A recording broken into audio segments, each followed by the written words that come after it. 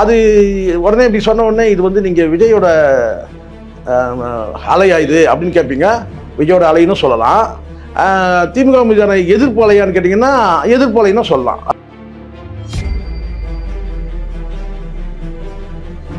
இங்கே நான் விஜய்க்கு எதிராக பேசணுன்ற நிலைப்பாடுன்றது வந்து எனக்கு எப்போவுமே ஏற்படுறது கிடையாது. ஆனால் வந்து தாவேக அரசியலை நான் எதிர்க்கிறேன், விஜயை சேர்த்து எதிர்க்கிறேன், கடுமையாக எதிர்க்கிறேன். தமிழ்நாட்டில் அழிக்கப்பட வேண்டிய ஒழிக்கப்பட வேண்டிய ஒரு கட்சி இருக்குன்னா அது தாவேக தான்.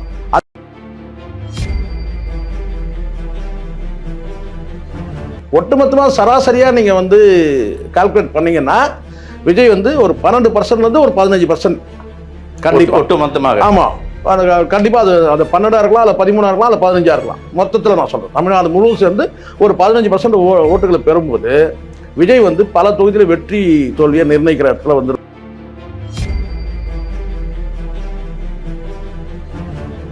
மொத்தத்தில் நான் சொல்கிறேன் விஜய் வந்து இந்த தேர்தலை வந்து கிங் மேக்கராக இருக்கலாம், கிங் கிடையாது. அப்போ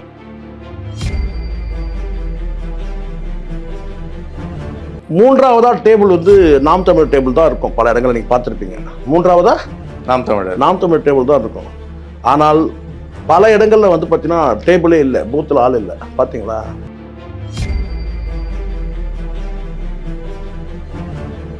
எலெக்ஷன் டைம்லேயே விஜயோட அரசியல் இவ்வளவுதான் பார்க்குறோம். இப்போ எலெக்ஷன் முடிஞ்சிச்சு, அடுத்த 5 ஆண்டு காலம் அரசியல் என்ன எப்படி பண்ணுவார்?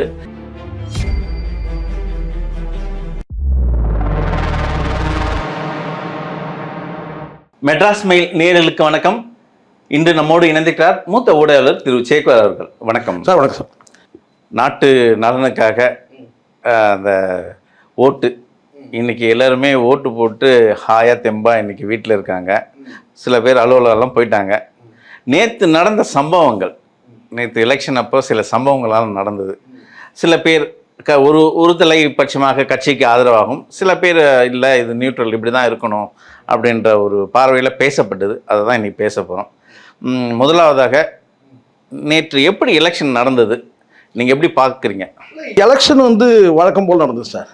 ஒன்றும் பெரிய என்ன, கடந்த காலத்தில் எவ்வளோ விஷயங்கள் நடந்திருக்கு.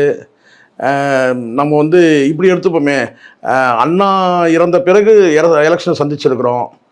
ஒரு அனுதாபாலை வந்து வீசிச்சு.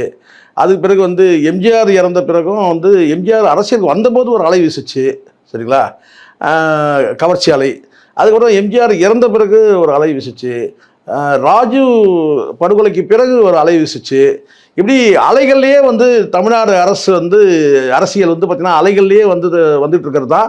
ஒரு கட்டத்தில் வெறும் அனுதாபலை மட்டும்தானா அப்படின்னு கேட்டிங்கன்னா எதிர்ப்பு அலையும் வீசிச்சு. ஒரு காலத்தில் வந்து ஜெயலலிதாவுக்கு எதிராக எதிர்ப்பு அலை வீசிச்சு. உங்களுக்கு தெரியும், ரஜினிகாந்த் மீதான வந்து ஒரு பார்வை அலையாக வீசிச்சு. அந்த காலகட்டத்தில் எதிர்ப்பு அலைன்றதும் ஒரு சமமாக நடந்திருக்கு, அப்படி சொல்ல முடியும் நம்ம.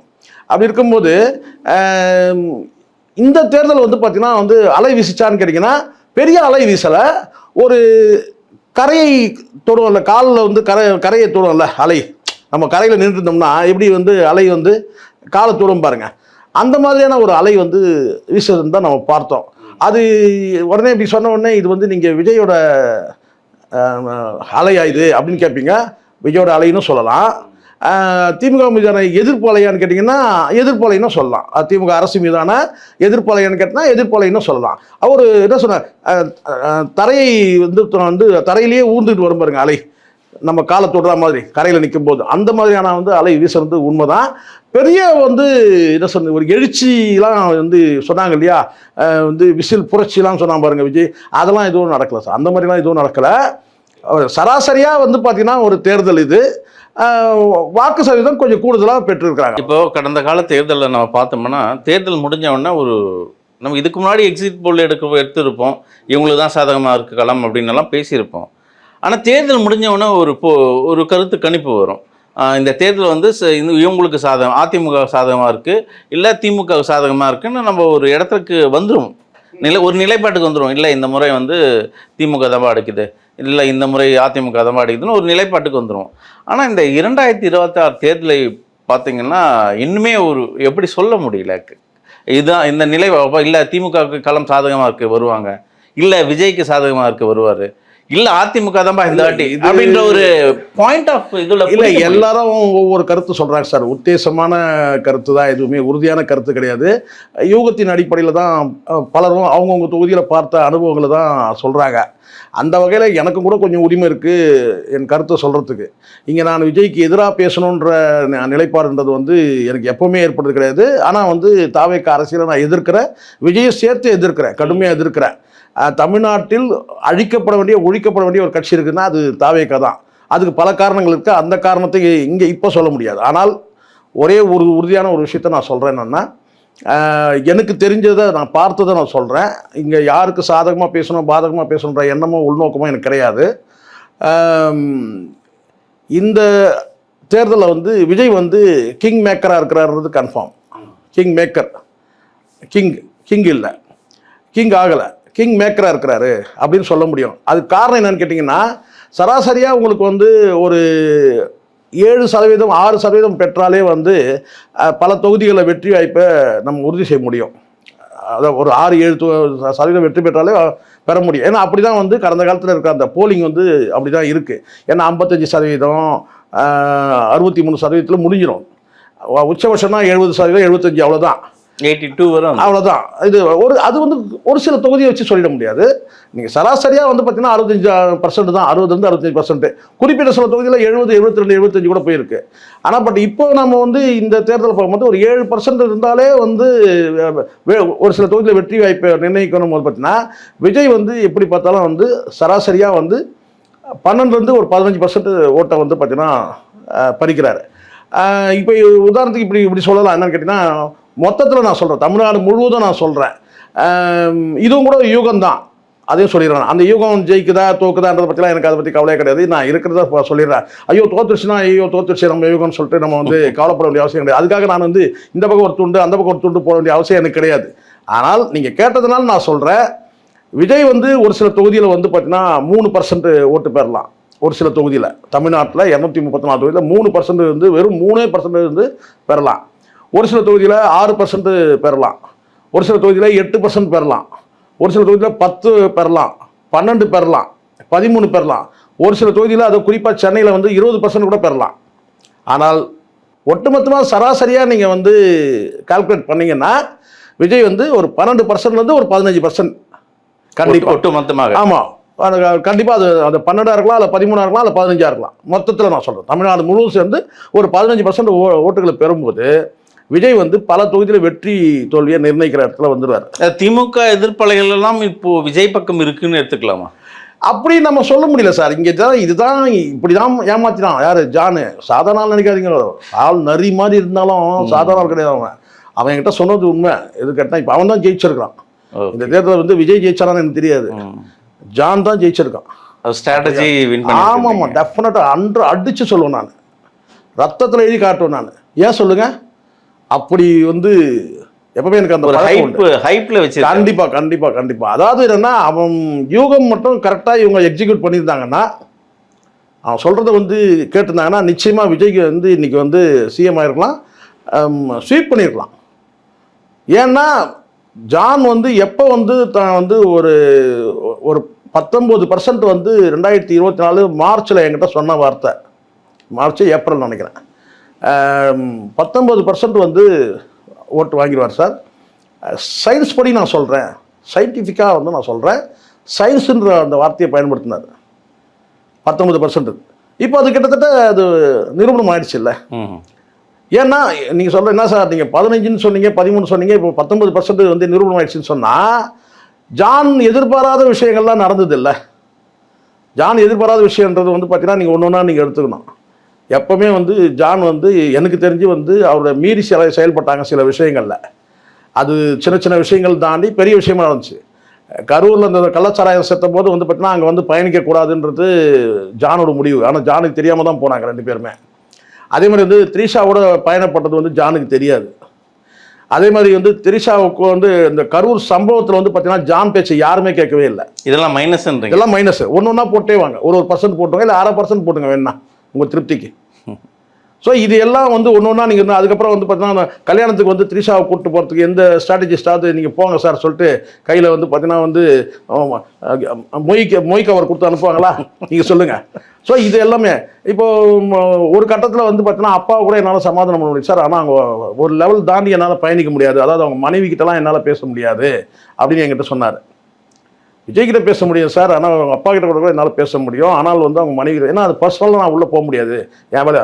அப்போது அந்த இடத்துல வந்து விவாகரத்து வழக்கு, வந்து த்ரிஷாவோட பயணப்பட்டது, கரூர் சம்பவம், இப்படி வந்து ஒன்று ஒன்றா நீங்கள் எடுத்துக்கிட்டால் பிரச்சாரத்தில் வந்து பார்த்தீங்கன்னா 6 மணிக்கு மேலே பிரச்சாரத்துக்கு போகாதது, இப்படி நீங்கள் 1/2% நீங்கள் போட்டுங்க சார், இல்லை 1/4% போட்டுங்க சார், ஒரு 10 வகையில் நான் பிரிக்கிறேன்.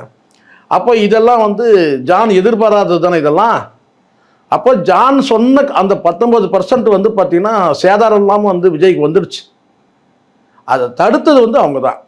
நேற்று தமிழ்நாட்டு முழுக்க இளவட்டங்கள், இளவட்டங்களை விட இந்த குழந்தை மனதில் இருக்குல்ல, அந்த 4 குழந்தையிலிருந்து இளவட்ட வரையும் விஜய் விஜய் விஜய், அம்மா விஜய்க்கு ஓட்டு போடுங்க, அப்பா விஜய்க்கு போடுங்க. சார் இது ஸ்ட்ராட்டஜியோட என்ன சொன்னா ஒரு பார்ட் சார். இது ஒரு யாருக்கு ஓட்டு போடணும், விஜய்க்கு ஓட்டு போடுங்க. அது நீங்க எப்படி சொல்றீங்க, இது வந்து எம்ஜிஆர், இது உண்மையிலேயே வந்து கண்டிக்க தகுந்தது. முதல்ல அதை சொல்லிடுறேன் ஃபர்ஸ்ட், இது ஆதரிக்கல, நான் கண்டிக்க தகுந்தது. இது எம்ஜிஆர் காலத்துல வந்து அந்த பாடல்லே வந்திருக்கு, நல்ல பேரை வாங்க வேண்டும் பிள்ளைகளே நம் நாடு என்னும், அதுக்கு மேலே பாடின நல்லா இருக்காது நான் பாடினா. ஆனால் வந்து அந்த மாதிரி வந்து சின்ன பிள்ளைகளை வச்சு இந்த அரசியல்லாம் வந்து அந்த காலத்தில் நடந்ததெல்லாம் உண்மைதான் சார். ஆனால் இது ரொம்ப தூக்கலாக இப்போ இந்த இணையத்தில் வந்து பார்த்தீங்கன்னா வந்து அந்த பசங்களை நடிக்க வைக்கிறது, விஜய் மாமாவுக்கு வாக்களிங்கன்னு சொல்கிறது, இதெல்லாம் வந்து அதீதமானது. இது காலப்போக்கில் வந்து குழந்தைகளை வந்து நீங்கள் அரசியல் படுத்தலாம். எப்போதுன்னு கேட்டிங்கன்னா 5ஆம் கிளாஸ்லேருந்து நீங்கள் வந்து அவங்களுக்கு ஒரு புத்தி தெரியணும்.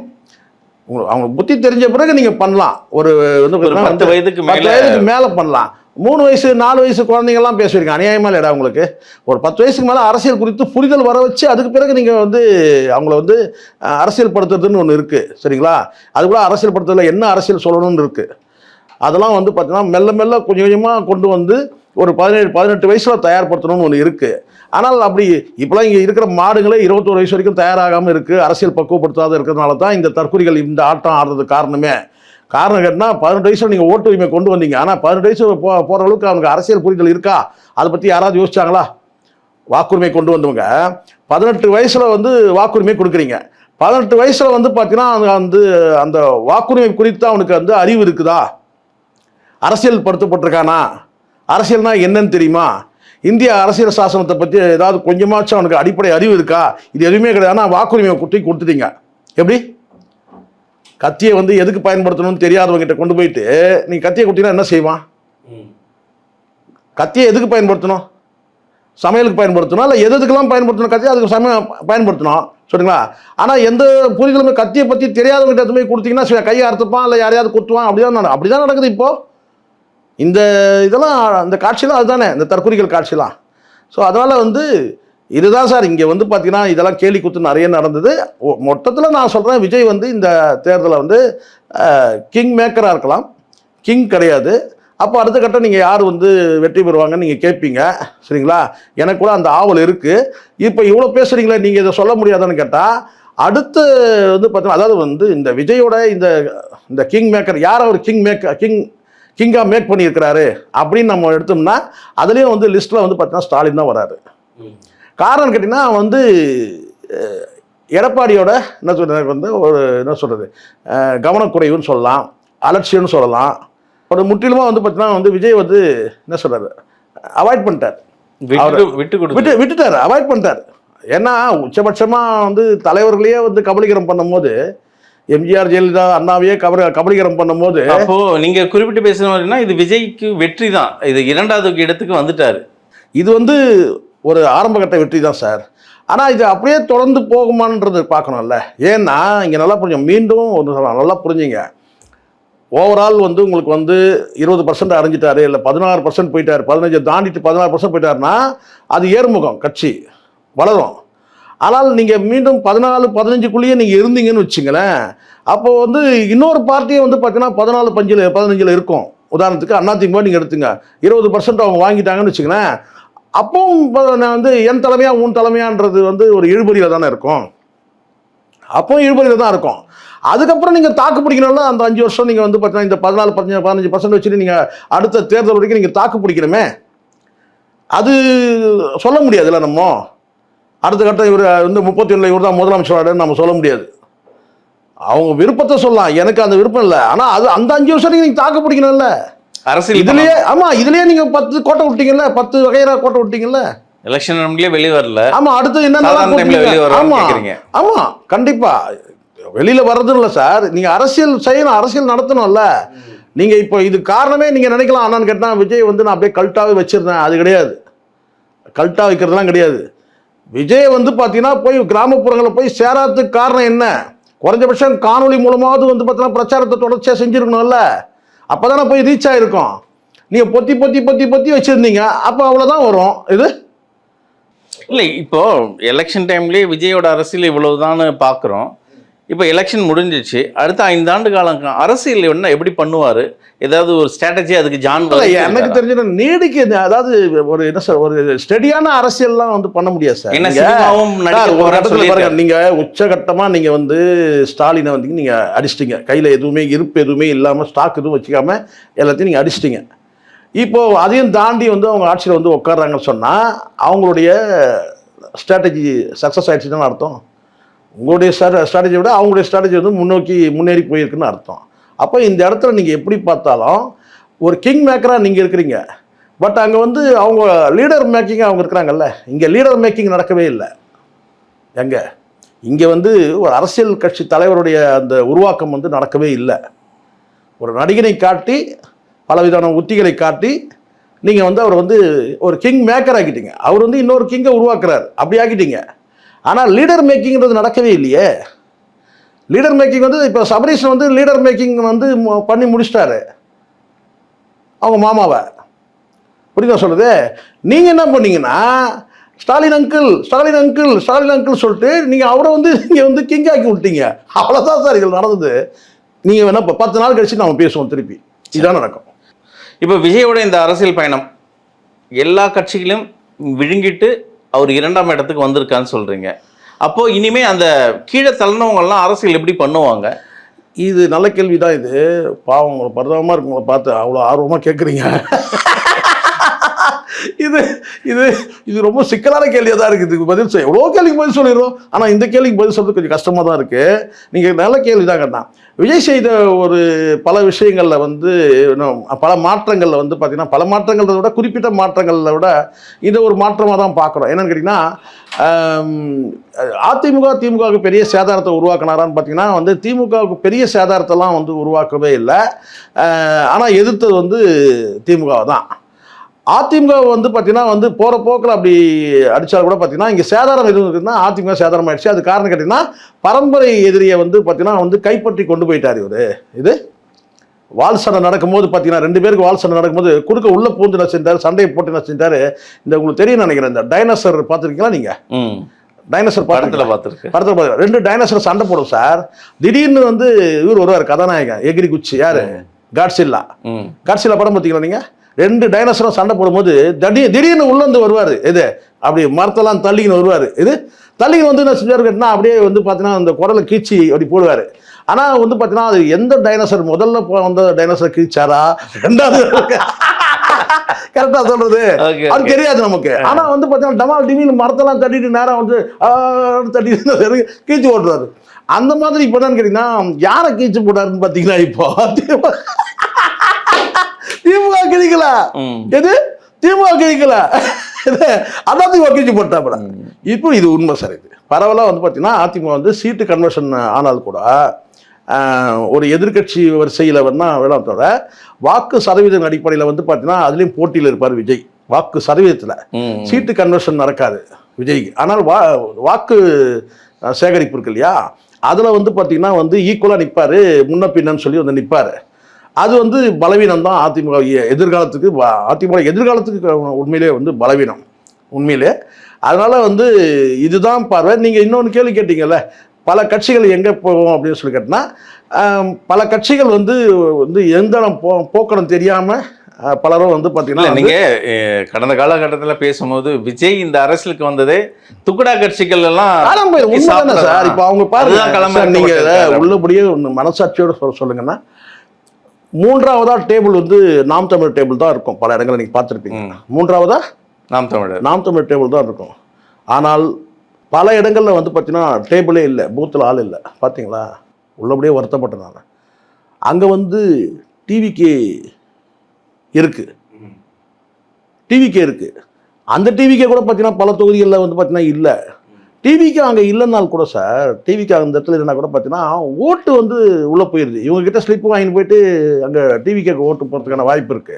நானும் நாம் தமிழருக்கு அப்படி கிடையாது. அதிமுக டேபிள் தான் இருந்தது, திமுக டேபிள் தான் இருக்கு, மற்ற கட்சிகள் ஆமா, டிவிக்கே இல்லை அங்கே சார். டிவிக்கே இல்லாத போனால் நமக்கு அதை பற்றி பொருட்டே கிடையாது. நம்ம தான் சொல்ல ஒழிஞ்சு போடுறதுன்னு நம்ம சொல்லியிருக்கிறோம். ஆனால் அங்கே வந்து என்டிக்கு அது இல்லாத வருத்தமாயிடுச்சு. பல டேபிள் பல இடங்களில் வந்து இல்லை, அது நம்மளால சொல்ல முடியும். அதுக்கு காரணம் வந்து நீங்கள் சொன்ன சோர்வு தான். இது ஒரு வகையான வந்து பார்த்தீங்கன்னா வந்து சிறிய கட்சிகளுக்கு பெரிய கட்சிகள், பல கட்சிகள். ஆனால் அதுக்காக காணாமல் போயிடலாம் சொல்ல முடியாது. நாம் தமிழை பொறுத்த வரைக்கும் வந்து நான் நினைக்கிறது என்னன்னு கேட்டிங்கன்னா, 3 வகையான வாக்குகள் நாம் தமிழுக்கு எப்பவுமே உண்டு. ஒன்று வந்து தமிழ் தேசிய வாக்குகள், இன்னொன்று வந்து சீமான் மீதான அந்த தம்பிகள், மூன்றாவது வந்து கேட்டிங்கன்னா அந்த மாற்று அரசியல் விரும்பக்கூடியவங்க. அந்த மாற்று அரசியல் விரும்பக்கூடிய அந்த வாக்குகள் வந்து கணிசமான வாக்கு உண்டு எப்பவுமே. ஏன்னா வந்து சீமானை நம்பிக்கைக்குரிய தலைவர், அதாவது மாற்று அரசியல் தரக்கூடியவராக வந்து 2 திராவிட கட்சிகளுக்கு வந்து மாற்றாக வாக்களிக்க சீமானுக்கு தான் வாக்களித்தாங்க. அந்த வாக்குகள் வந்து விஜய் பக்கம் போயிடுச்சு நான் நினைக்கிறேன். அது ரிசல்ட் வந்தால் தான் தெரியும். அது வகையில் வந்து பார்த்திங்கன்னா வந்து மற்ற கட்சிகள் இங்கே நாம் தமிழ் தாண்டி மற்ற கட்சிகள் பல கட்சிகள் காணாமல் போயிடும். அதில் தான் இவங்க வந்து விசிகாலாம் போயிட்டு வந்து இவரோட அதாவது திமுக ஐக்கியமானதுக்கு காரணம் அதுதான். விசிகா இன்னும் பல கட்சிகள் சொல்லிட்டு அதெல்லாம் பெரிய வந்து நான் தான் சொல்கிறேன்ல சார். இங்கே வந்து விஜய் வந்து இந்த நான் சொல்லக்கூடிய அந்த விஷயங்கள் இருக்கு இல்லையா, அந்த எதிர்ப்பு அரசியலை வந்து பண்ணும்போது பார்த்தீங்கன்னா ஒரு சமமாக பண்ணியிருந்தாருன்னா இன்னும் ஒரு படி மேலே போய் வந்து ஆரம்பத்துலேருந்தே நீங்கள் அதிமுக சேர்த்தே ஒரு தாக்கி பேசியிருந்தாருன்னா அதிமுக இன்னும் சேதாரம் அடைஞ்சிருக்கும். ஆனால் அந்த அதிமுக எதிர்ப்பை வந்து பண்ணாமல் ஒரு திமுக எதிர்ப்பு பண்ணும்போது பார்த்தீங்கன்னா கணிசமாக வந்து அதிமுக வாக்குகளை வந்து இவர் பெற்றுட்டாரு அப்படின்னு சொல்ல முடியும். அப்படி தான் இதை பார்க்கறதா இருக்குது. பார்க்கலாம் என்ன நடக்குதுன்னு பார்க்கலாம் சார். மே 4 நானும் ஆவலோடு இருக்கிறேன், நீங்களும் இருக்கீங்க. பார்ப்போம் யார் ஆட்சியாளர் போகிறா தமிழ்நாட்டை. உங்கள் நேரத்துக்கு மிக்க நன்றி. நன்றி சார்.